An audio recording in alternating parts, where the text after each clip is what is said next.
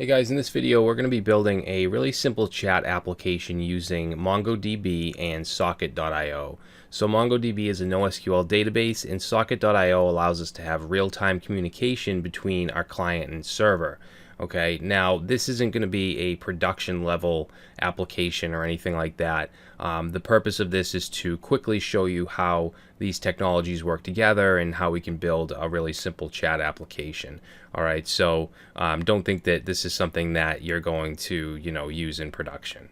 Okay, now this actually comes from a course that I did with Eduonics called Projects in MongoDB, which is a course where we build 12 different projects. You can see, let's see, where is it? Right here. This is the one we're doing here, Mongo Chat with Socket.io. This is loosely, well, actually, it's really based on that project.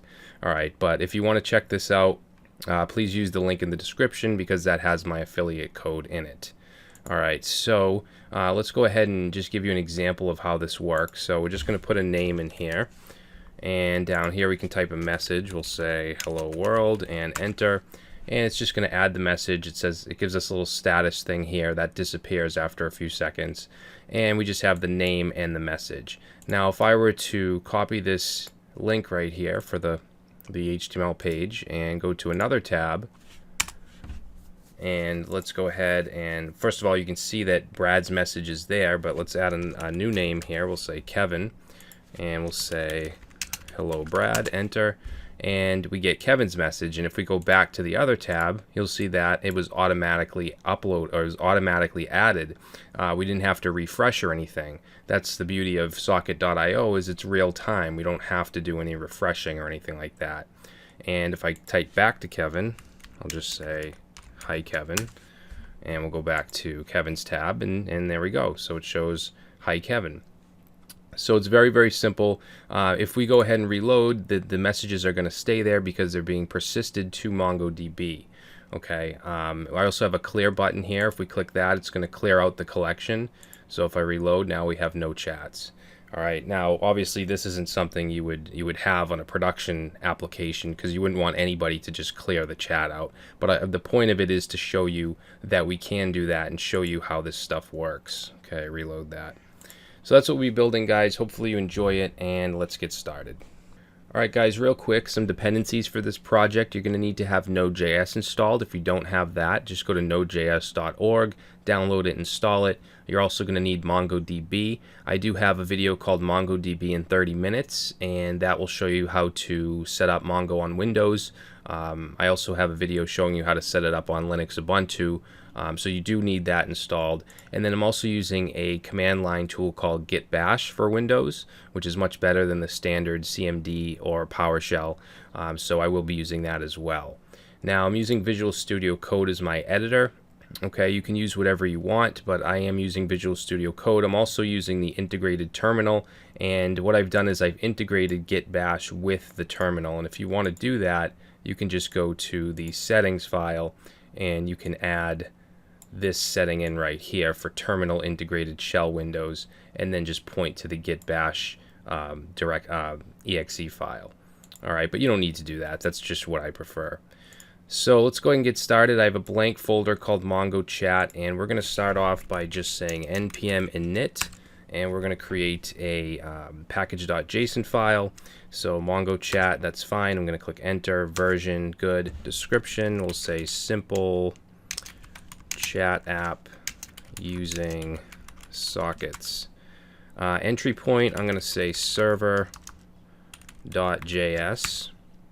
and just enter through the rest, and that should be good. All right, and if we look at our package.json file, it should look something like this. Now we're going to need two dependencies for our server. We're going to need the MongoDB driver, and we're also going to need Socket.io. So let me just pull those documentation pages up. Those might help you out even further. So we're going to be using the MongoDB native node driver. And let's click on the GitHub page here. So to install, we just need to do npm install MongoDB. And if we go down here, it gives us some examples, shows us how to connect and all that, how to insert a document. It's not the most intuitive ORM. Something like Mongoose or MongoJS would be better, but this is very simple, and it's more than more than enough for what we're doing. And then we're also using socket.io, say GitHub. And this is the documentation for Socket.io. So enables real-time bi-directional event-based communication. And this also shows you how to connect and stuff like that. So these are definitely some documentation pages to check out. And people often ask me, what do you use to learn with? Some good learning resources. In addition to courses and stuff like that, the documentation is usually the best way to really learn what's up to date, the syntax that you should be using, the most up-to-date syntax. So you really want to check out the documentation for everything you're doing. So let's go ahead and install those two things. Down here I'm going to say npm install MongoDB and also socket.io, and we just want to do -- save. That's going to add them to our package.json file. Alright, so now you can see those two have been added. So let's close that up. Let's create our entry file, which is going to be server.js. Alright, and let's see. First thing we're going to do is bring in those two things. So let's create a variable called Mongo, and we're going to set it to require. And we want to bring in MongoDB, which is the native driver. And we want to just add on to this and say .mongo client. Like that. Okay, we also want to bring in socket.io. Actually, we're going to call this client, and we're going to set that to require. And in here, we're going to say socket.io, and then we also want to listen on a certain port. So I'm going to say we want to listen on port 4000, and then we just want to add on .sockets. Okay. So that'll allow us to run our server or run socket.io on port 4000. So now what we want to do is connect to MongoDB. Okay, and I'm going to really try to comment this stuff because some of it is a little confusing. So I really want you guys to understand what's going on. So let's say connect to Mongo. Okay, so for that we're going to take that MongoDB variable that we created, and actually it's just Mongo. And we're going to call connect. All right, and this stuff is all in the documentation. If we go, let's see, right here. So they called it Mongo client, and they're saying .connect. You want to put the URL in, then you have a callback function. So let's go ahead and do that. Jesus, I have so many things open here. So mongo.connect, we want to put our URL in, which is going to be MongoDB, and that's going to be on our local host, which is 127.0.0.1, and we're going to say /, and the database is going to be called Mongo Chat. Now we don't actually have to go in and create the database, it'll do that for us, okay, which is nice. And then we have our callback function, and this is going to take error. And it's also going to take what we'll call this DB. Okay, so DB is what we're going to use to run queries and stuff. All right, so let's first check for the error. So we'll say if there is an error with the connection, then we're just going to throw the error.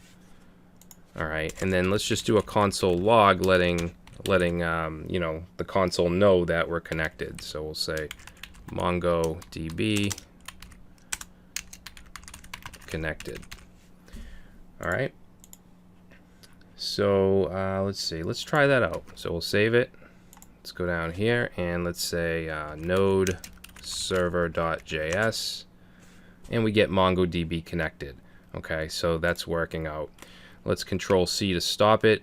Now instead of having to do node server.js, what I'm going to do is add an npm script. So if we go to package.json, we don't need this test here, so I'm going to just replace this with start. And let's change this to node server.js. Alright, so that way down here we can just say npm start, and it starts up our server. Alright, so let's go back. Now we're going to start to work with socket.io.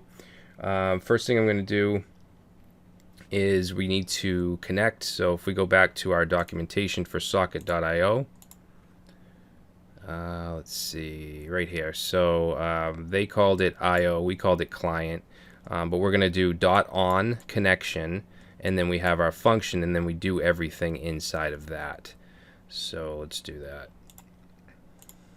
All right, so let's put a comment. We'll say connect to, actually I want to put it under this console log.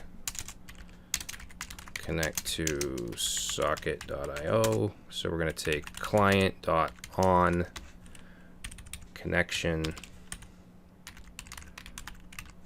like that. Then we'll have our function. Okay. Now we want to create a collection for in MongoDB, and I'm just going to call that chat. So let's create a variable called chat. And let's set that to db. Okay, remember we have this db value that's being passed in, and we can use that to run queries and stuff like that. So let's say db.collection, and we're going to call this chats. Okay, so let chat equals db collection chats. Then what we're going to do is create a function to send the status to the client from the server. So let's say create function to send status. All right, so we're going to say send status equals a function. Oops, didn't spell that right. Function, it's going to be passed in a parameter, let's say s, and then we're going to emit that. So if we say socket.emit s, okay, and that's going to emit the status. Whenever we want to basically pass something from our server to our client, to the index.html file we're going to create, we want to do this .emit. Okay, so this is just a function to emit the status. Actually, you know what? We need to name this too, so we'll name it status. So 2 parameters. We're going to name it, and then we have the value we're actually sending. So now what we want to do is we want to get all the chats from the collection. So let's do that. We'll say get chats from Mongo collection, and we're gonna take that chat value, okay, because this is the collection we created right here, and we're just gonna say .find, and let's go ahead and limit it to 100. So we'll say limit to 100 chats, and let's also sort them. Okay, and this is all the MongoDB driver. If you look at the documentation, you'll see this kind of stuff. So we want to sort it by ID. Okay, every entry is going to have an underscore ID value, and that's what we want to search. That's what we want to sort it by. So we're going to say underscore ID 1. Okay, and then we just want to set to array. Okay, so we're going to say to array, and then in here we're going to have a function. All right, and then this function is going to take in an error, if there is one, and then a result.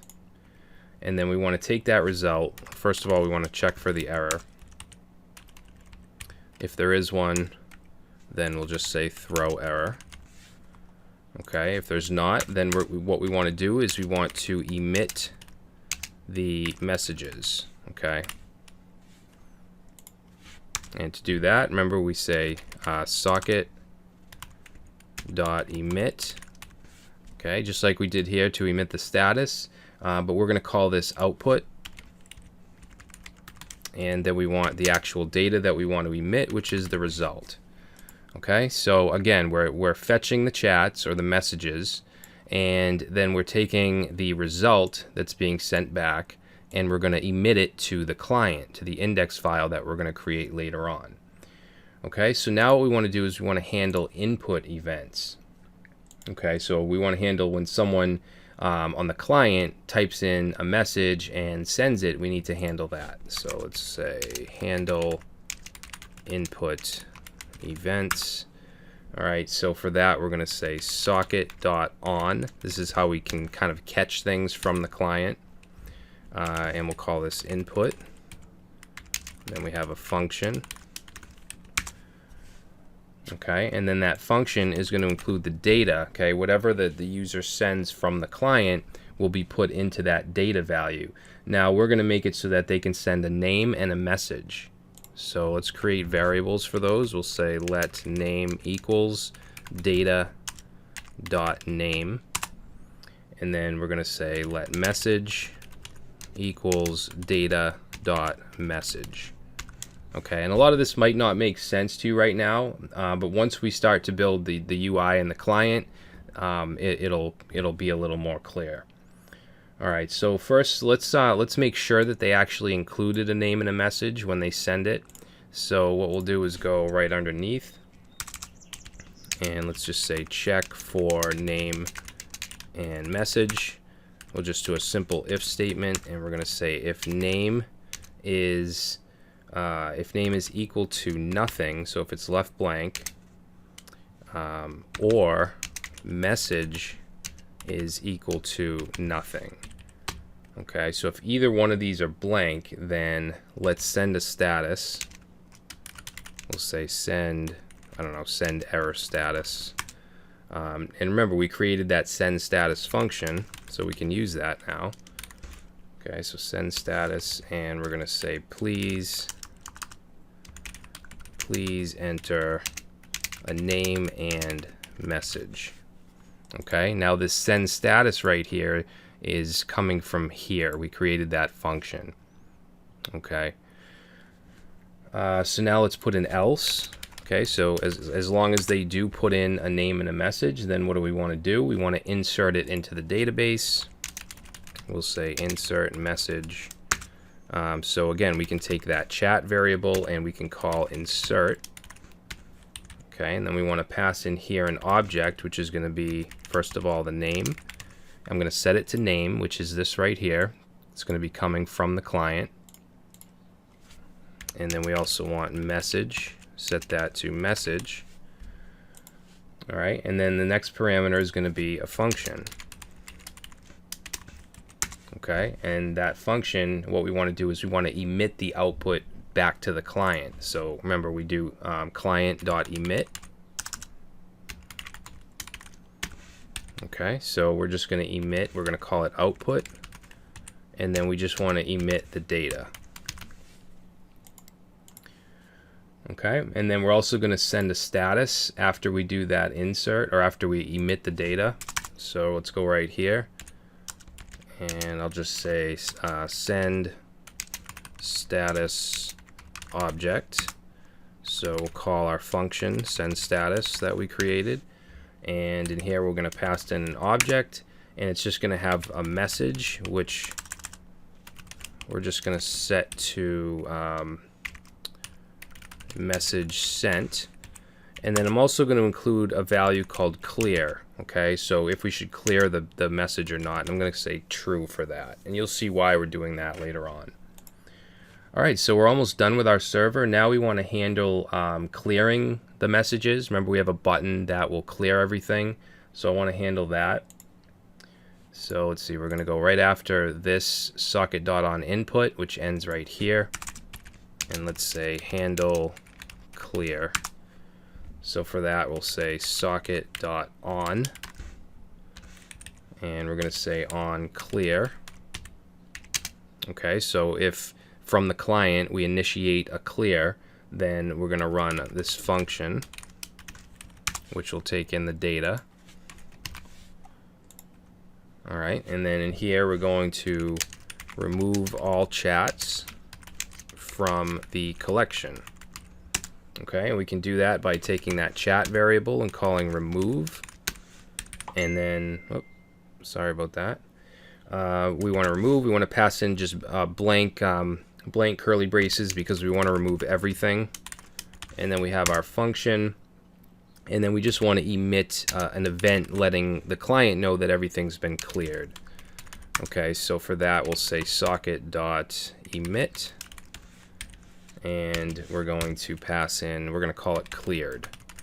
Okay, and that's it. So just realize that when we're communicating back and forth with socket.io, we do this dot emit. Okay, to send things from the server, and we can also send things from the client to the server, which we're going to do next. So let's go ahead and make sure we can still run our server by saying npm start. All right, so we don't have any errors, which is a good thing.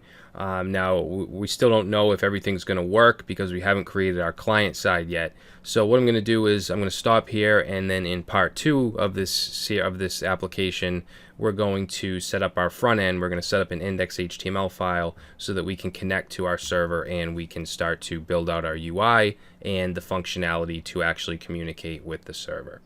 So if you guys really like my videos and you learn a lot from them and maybe you have a couple extra dollars to spare, check out my Patreon page. I'm working on creating special content for patrons. You also get special deals on future courses, and there's even an email support tier for all YouTube videos and projects. To learn more, visit patreon.com/traversymedia.